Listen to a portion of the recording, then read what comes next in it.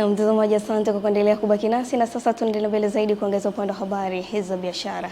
Mamlaka ya mapato Tanzania TRA imeendelea na kampeni yake ya mlango kwa mlango kwa kutoa elimu ya kodi kwa wafanyabiashara wa mkoa wa Mtwara katika mitaa ya stendi ya mabasi ya zamani, soko kubwa, na kusikiliza na kutatua kero zinazowakabili walipa kodi mkoani humo. Mkuu wa wilaya ya Mtwara Abdallah Mwaipaya ameguswa na hatua hiyo na kuwataka wafanyabiashara kutoa ushirikiano kwa TRA kwa kuwa ulipaji wa kodi huimarisha maendeleo ya taifa, hivyo sio swala la kubeza, ambapo wafanyabiashara waliofikiwa wakiahidi kulipa kodi kwa wakati, hususan kodi ya awamu ya kwanza kabla ya tarehe 31 Machi mwaka 2026. Maafisa wa TRA katika kampeni hiyo wamejikita kuelimisha walipa kodi masuala mbalimbali ya kodi, ikiwemo kuhamasisha usajili wa walipa kodi ili kupata namba ya utambulisho ya mlipa kodi TIN, usajili katika kodi ya ongezeko la thamani VAT, kuhamasisha makadirio ya kodi kwa mwaka 2026 na kuhamasisha utoaji wa risiti za EFD na VFD, pamoja na kufanya kampeni juu ya madhara ya biashara za magendo mkoani humo. Ndugu zangu, ni wasii wana Mtwara, tuwape ushirikiano pia tutakapoona huko wanakopita, kwa sababu mara nyingi watu wanaona maafisa wa TRA kama vile maadui. Wanapoona tu wengine wanafunga maduka, wengine wanafanya nini, hawa wapiti sijui kuweza kuchukua nini, kufanya nini, sio kufunga duka, wanapita kukupa elimu. Kwa hiyo chone na popote pale utakapowaona, tuhakikishe kwamba tunaposhirikiana. Tumefurahi sana tumeshirikiana nao, lakini pia tunashukuru sana, wametuelekeza mambo mengi ambayo mengine tulikuwa tuyafahamu, lakini pia wametupa motisha ya kibiashara, namna gani tunaweza kufanya ili tuweze kukua kutoka hapa tulipo, tuweze kuwa wafanyabiashara wakubwa zaidi, lakini pia tuingize pato zuri serikalini na taifa letu liweze kusonga mbele. TRA ingekuwa inatembea wafanyabiashara, sio lazima tu ule muda wa makusanyo, hata tu ule muda wa kukutana kuchukua maoni kama hivi, inakuwa pia inavutia, sababu wafanyabiashara wanakuwa TRA. Kwa hiyo kufanya mara kwa mara ni kutengeneza karibu kati ya wafanyabiashara na TRA, kwa sababu uhusiano wa wafanyabiashara na TRA ni karibu sana.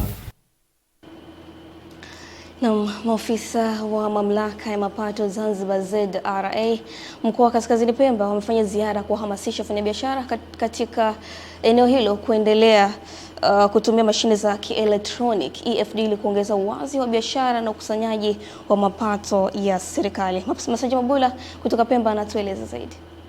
Akitoa elimu kwa wafanyabiashara wakati wa ziara hiyo, Ibrahimu Ramadhani Ibrahimu, msimamizi wa maeneo ya walipa kodi kutoka ZRA mkoa wa Kaskazini Pemba, amewataka wafanyabiashara hao kutoa risiti kwa kila mauzo ili kufuata sheria ya kodi na kuepusha migogoro ya kikodi.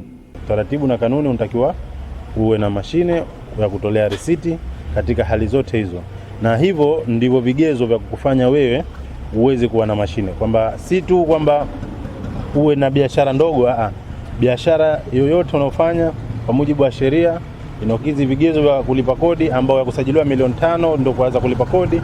Nao wafanyabiashara katika mkoa huu wameushauri mamlaka ya mapato Zanzibar ZRA kuangalia mpya mfumo wa kodi, wakisema kuwa baadhi ya tozo ni bado ni changamoto kwa wafanyabiashara wadogo na wakati, hivyo wanahitaji maboresho ili kurahisisha shughuli zao za kibiashara. Kama mnachaji 15%, muteremshe iwe less than 15%, and you can do it. I'm sure you can do it. Kama mnafanya hesabu ya maduka yote ya Unguja na Pemba, mkahesabu kweli hasa bila upendeleo. Na sisi tunategemea mzigo ili tutoe risiti.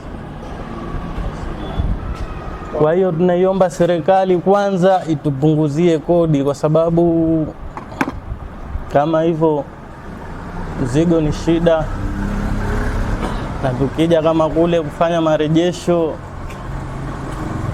kileta kodi ndogo naambiwa utoe risiti. Ni Masanja Mabula, Pemba, Zanzibar.